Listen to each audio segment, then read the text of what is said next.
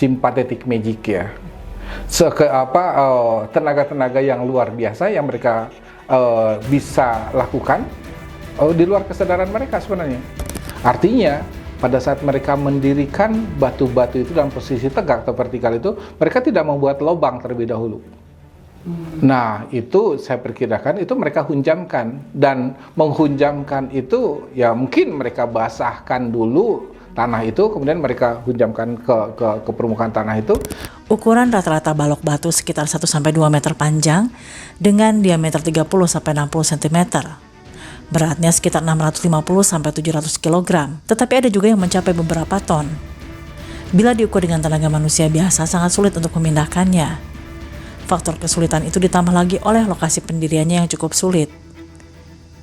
Sementara itu pendiriannya dilakukan oleh masyarakat dengan jumlah penduduk yang relatif kecil. Tentunya, dalam kegiatan tersebut dibutuhkan rasa kerjasama.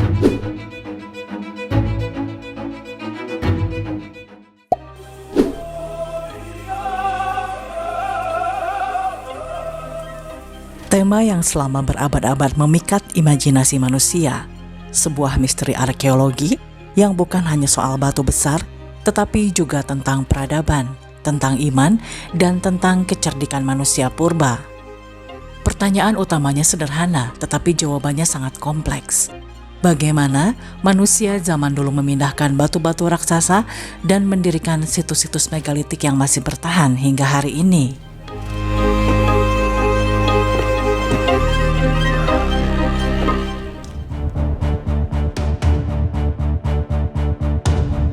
Di lereng perbukitan Cianjur, Jawa Barat, berdiri megah situs Gunung Padang, sebuah punden berundak yang kerap disebut sebagai komplek megalitik terbesar di Asia Tenggara. Dari kejauhan, ribuan batu andesit berbentuk balok tampak tersusun rapi, membentuk teras-teras berundak yang menaiki lereng bukit. Seakan-akan barisan batu ini bukan sekedar susunan benda mati, melainkan monumen yang menantang waktu, menyimpan rahasia dari ribuan tahun silam.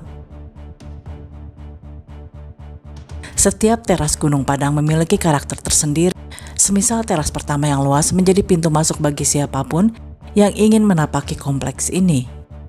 Lalu ada teras-teras berikutnya, ruang semakin menyempit hingga mencapai puncak di teras kelima yang dianggap paling sakral. Ada batu-batu tegak, baik yang berdiri, menyendiri maupun berderet di sisi tangga dan pinggiran teras, seolah menjadi penjaga sunyi dari ruang-ruang itu. Misteri ini sedikit terbuka pada tahun 2012 ketika para arkeolog melakukan penggalian di halaman teras utama. Mereka menemukan 2 batu andesit berbentuk balok yang masih berdiri kokoh pada posisinya. Hasil penelitian menunjukkan bahwa bagian bawah batu tertanam langsung ke dalam tanah, satu hingga kedalaman sekitar 40 cm, dan yang lain sekitar 26 cm. Menariknya, tanah di sekeliling batu tidak memperlihatkan jejak galian. Tidak ada lapisan tanah yang terganggu atau bekas lubang tanam sebagaimana lazimnya menegakkan batu besar.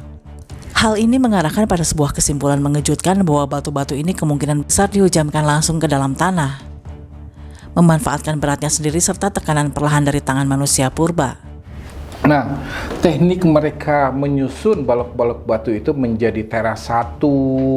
Ya, jadi dalam arkeologi saya begini, di disertasi saya itu saya urai bagaimana mereka menyusun dinding teras, halaman teras, tangga teras itu berbeda semua, hampir berbeda. Tapi mereka mengkonsolidasi bentuk lahan, permukaan lahan pada masa lalu itu. Mereka betul-betul menyusun balok-balok batu itu di permukaan tanah lamanya. Dan kemudian kalau kita lihat di Gunung Padang itu ada batu-batu yang disusun juga untuk penanda masing-masing teras itu ada yang berdiri. Jadi susunan balok-balok batu di Gunung Padang itu yang mereka ambil, mereka tambang, mereka pilih, mereka pilah, dan kemudian mereka gunakan untuk susunan punden-bundak itu. Ada yang kemudian mereka bentuk menjadi halaman teras. Jadi ada struktur ruang yang mereka buat, kemudian ada si balok-balok batu itu mereka susun secara horizontal, dan kemudian untuk membatasi ruang itu mereka dirikan susun secara vertikal. Nah, cukup menarik dari hasil ekskavasi yang saya lakukan di batu-batu berdiri itu atau balok-balok batu yang mereka dirikan tegak itu, dari pembukaan kotak ekskavasi saya tidak melihat perbedaan warna tanah di bagian bawah permukaannya itu. Artinya pada saat mereka mendirikan batu-batu itu dalam posisi tegak atau vertikal itu, mereka tidak membuat lubang terlebih dahulu. Nah, itu saya perkirakan itu mereka hunjamkan, dan menghunjamkan itu ya mungkin mereka basahkan dulu tanah itu, kemudian mereka hunjamkan ke permukaan tanah itu, dan yang mereka pilih untuk batu berdiri itu yang didirikan tegak itu yang sebelah bawahnya agak bentuk runcing. Artinya itu adalah batu-batu juga yang mereka pilih dari sumber bahan batuannya itu yang mereka tambak, dan batu-batu itu kemudian mereka dirikan tegak dengan cara penghunjaman di masing-masing teras itu. Bentuk runcing di batu itu kalau kita lihat sekarang kan ada yang dipahat menjadi bentuk runcing, dan itu mereka mengambil yang berbentuk runcing. Jadi runcing itu bukan mereka buat, itu secara alamiah dihunjamkan untuk posisi tegak itu tanpa mereka menggali terlebih dahulu gitu. Dengan metode sederhana ini, batu dapat berdiri tegak dan stabil tanpa bantuan teknologi logam ataupun alat canggih lainnya. Posisi batu-batu tegak ini bukan kebetulan, banyak di antaranya ditempatkan secara strategis di kiri kanan tangga sebagai pengiring jalan, di tepi teras berbentuk persegi sebagai pembatas ruang, hingga di puncak teras kelima yang mungkin berfungsi sebagai pusat ritual. Pola penempatannya menunjukkan keteraturan yang syarat makna, bukan sekedar tatanan praktis.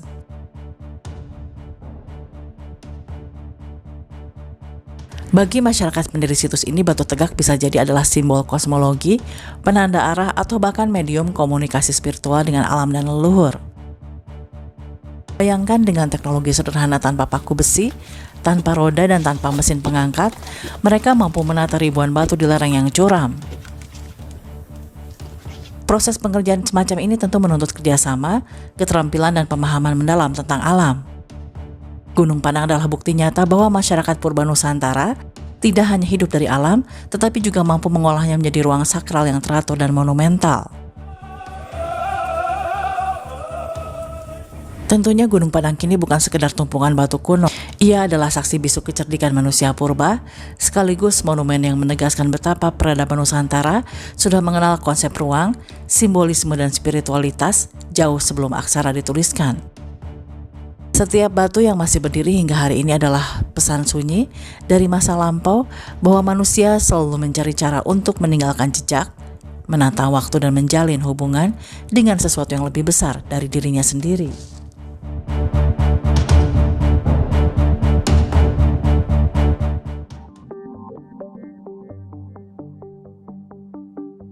Batuan yang ada di situs Gunung Padang berupa balok-balok andesit berbentuk persegi panjang, tersusun sebagai punden berundak, beratnya bervariasi tergantung ukuran tiap balok.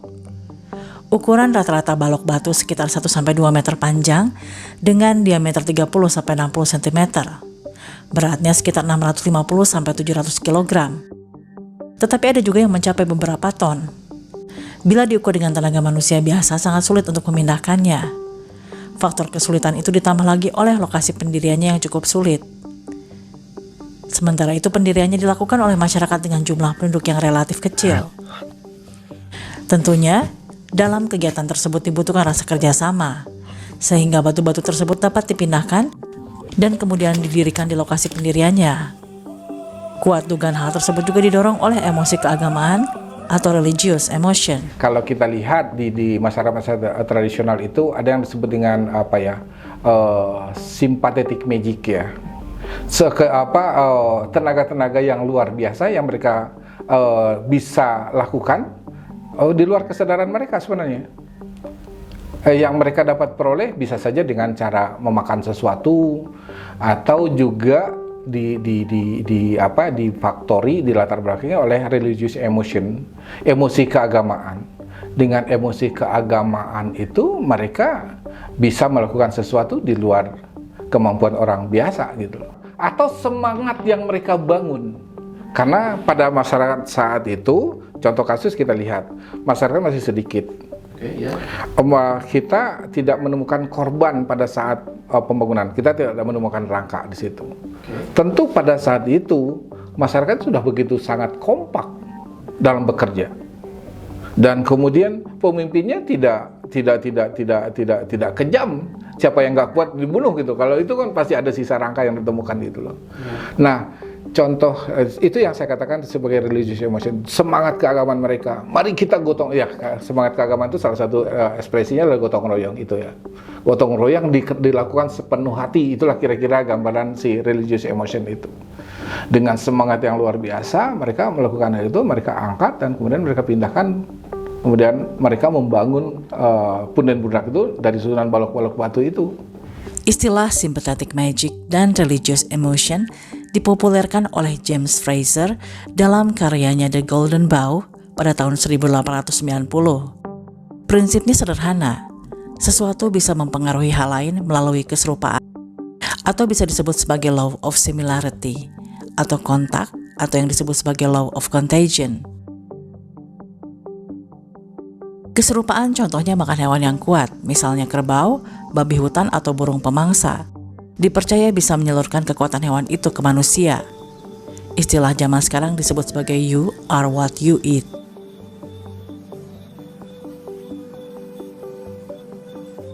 Kemudian prinsip yang kedua adalah kontak atau law of contagion. Contohnya benda yang pernah bersentuhan dengan orang atau hewan yang dianggap tetap memberi daya dari yang bersangkutan. Bayangkan sekelompok pekerja purba yang harus memindahkan batu sebesar 20 ton.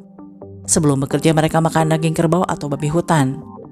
Bagi kita ini hanya makanan, tetapi bagi mereka adalah ritual untuk menyerap kekuatan binatang tersebut. Di banyak budaya, makanan atau minuman tertentu di Nusantara, sirih pinang digunakan untuk menambah tenaga dan sebagai medium spiritual. Antropolog Emily Durkheim berbicara tentang collective effervescence, semangat religius kolektif yang lahir dari perayaan bersama.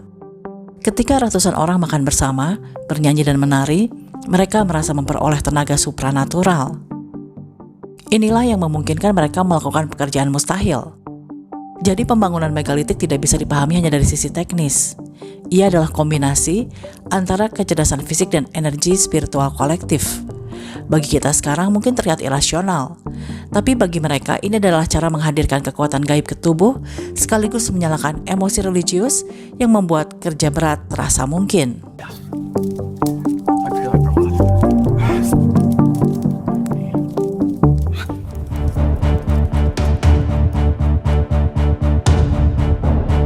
Tradisi hidup sebagai petunjuk untuk memahami Gunung Padang secara utuh tidak bisa kita lihat dari sisi teknis, seperti bentuk batu, cara penyusunan atau metode konstruksi.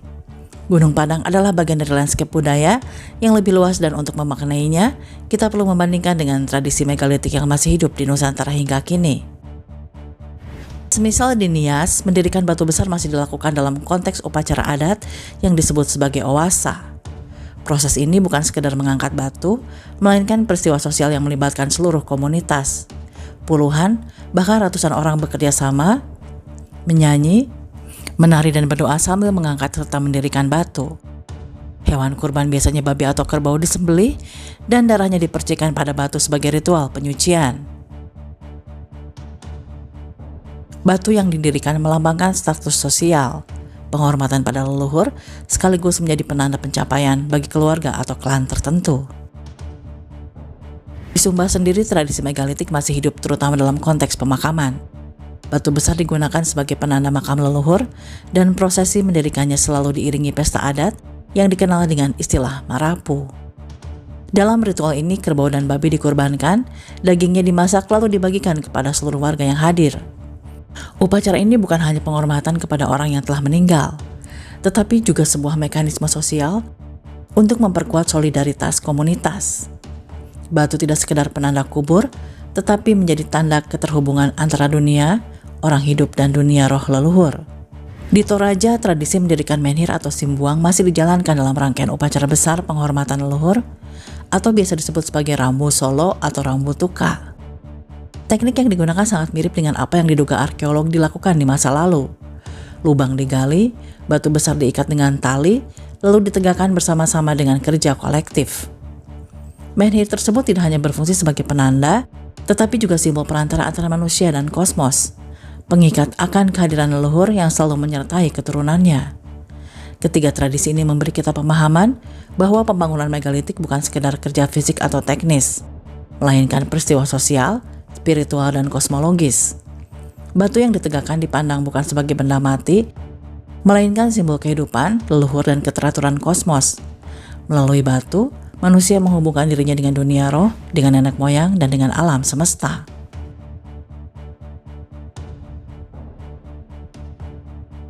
Dengan membandingkan tradisi Gunung Padang yang lebih tua dengan tradisi Nias, Sumba, dan Toraja, kita dapat melihat bahwa kemungkinan besar situs ini juga lahir dari semangat yang sama, menyatukan komunitas dalam kerja kolektif, mengikat mereka melalui ritual, dan menghadirkan leluhur dalam ruang kehidupan masyarakat.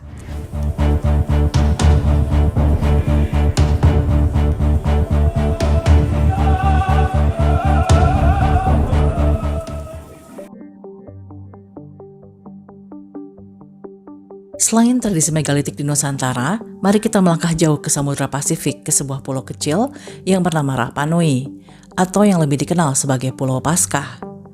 Di pulau inilah berdiri patung-patung raksasa Moai yang menjadi ikon mendunia. Moai adalah patung batu berbentuk kepala dan tubuh bagian atas dengan wajah panjang, hidung besar, dan rahang tegas. Tingginya bervariasi dari yang hanya sekitar 2 meter hingga yang terbesar lebih dari 10 meter. Dengan berat bisa mencapai 80 ton. Pertanyaan besar yang muncul sama seperti pada Gunung Padang. Bagaimana masyarakat purba tanpa teknologi modern mampu membuat, memindahkan, dan menegakkan patung-patung sebesar itu? Ada beberapa teori menarik. Salah satunya adalah pernah diuji melalui arkeologi eksperimental. Teori pertama adalah teori gelondongan. Awalnya para peneliti menduga Moai dipindahkan dengan cara ditarik di atas gelondongan kayu, mirip teknik memindahkan batu besar di berbagai budaya megalitik. Namun teori ini ditinggalkan karena di Rapa Nui tidak ada hutan besar yang bisa menyediakan kayu sebanyak itu. Teori kedua adalah teori berjalan. Pada tahun 2012, tim arkeolog Amerika, Terry Hunt dan Carl Lipo mengusulkan bahwa Moai dipindahkan dengan cara diberjalankan. Pertama, Moai diikat dengan tali pada bagian kepala dan pinggang, kemudian dua kelompok orang menarik bergantian dari sisi kiri dan kanan, sehingga patung bergoyang dan maju sedikit demi sedikit.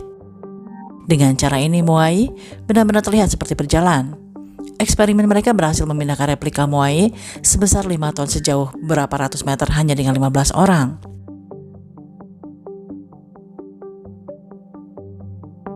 Teori ketiga adalah bukti lapangan. Teori ini diperkuat oleh kenyataan bahwa banyak Moai ditemukan tergeletak di sepanjang jalan kuno dari Rano Raraku ke pantai. Seakan-akan beberapa patung jatuh saat proses berjalan lalu dibiarkan begitu saja. Arkeolog menduga mereka menggali lubang mirip di depan batu, lalu menegakkan patung-patung dengan cara mengisi bagian belakang dengan batu. Perlahan-lahan patung naik ke posisi tegak. Proses ini tentunya memakan waktu lama, tenaga banyak orang, dan koordinasi tinggi. Beberapa Moai juga diberi pukao, yaitu topi besar dari batu merah atau skoria yang dipasang di atas kepala. Pukao bisa berbobot beberapa ton, artinya masyarakat Rapa Nui memiliki teknik untuk mengangkat batu besar ke ketinggian dengan sistem rama atau tuas. Jika kita bandingkan, ada kesamaan mendalam antara Gunung Padang dan Moai. Keduanya dibangun dengan teknologi sederhana, batu digulingkan, ditarik, atau dihujamkan ke tanah. Kesamaan lainnya, keduanya lahir dari kerja kolektif masyarakat yang bersatu dalam tujuan sakral. Dan kesamaan lainnya adalah keduanya syarat dengan makna religius, penghormatan leluhur, penciptaan ruang sakral, dan hubungan dengan kosmos. Moai di Rapa Nui dan Gunung Padang di Jawa Barat adalah dua jawaban berbeda atas pertanyaan yang sama. Bagaimana manusia menyentuh yang abadi dengan karya yang lahir dari tangan fana mereka?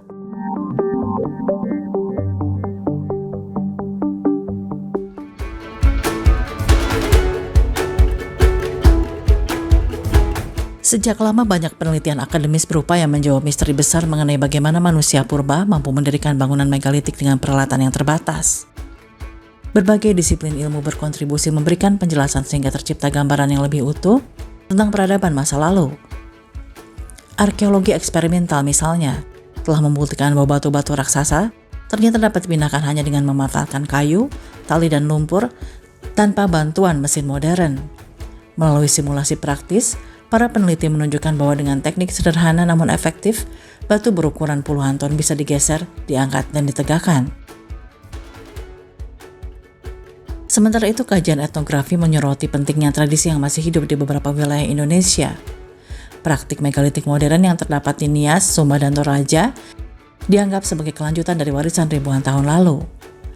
Melalui upacara adat, masyarakat setempat tetap menegakkan batu-batu besar sebagai simbol penghormatan terhadap leluhur dan sebagai penanda status sosial, sehingga memperlihatkan kesinambungan budaya dari masa prasejarah hingga sekarang.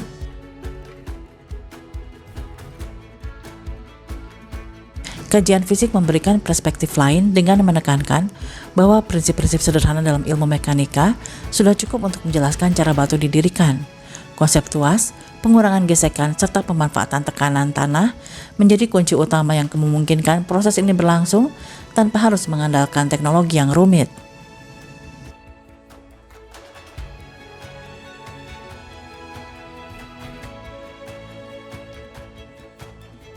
Gunung Padang bersama dengan tradisi megalitik di Nusantara adalah bukti kecerdikan dan spiritualitas manusia purba. Dengan teknologi sederhana, mereka mampu menata ribuan batu di lereng curam. Dengan kekuatan kolektif, mereka menjadikan pekerjaan berat sebagai peristiwa sosial. Dan dengan emosi religius, mereka mengubah batu menjadi simbol kosmos dan leluhur. Megalitik mengajarkan kita bahwa peradaban besar tidak hanya lahir dari alat dan teknologi, namun lahir dari keyakinan, solidaritas, dan imajinasi kolektif. Batu-batu di Gunung Padang bukan sekedar benda kuno. Ia adalah pesan dari masa lalu, pesan bahwa manusia selalu mencari cara untuk meninggalkan jejak, menantang waktu, dan menjalin hubungan dengan sesuatu yang lebih besar dari dirinya.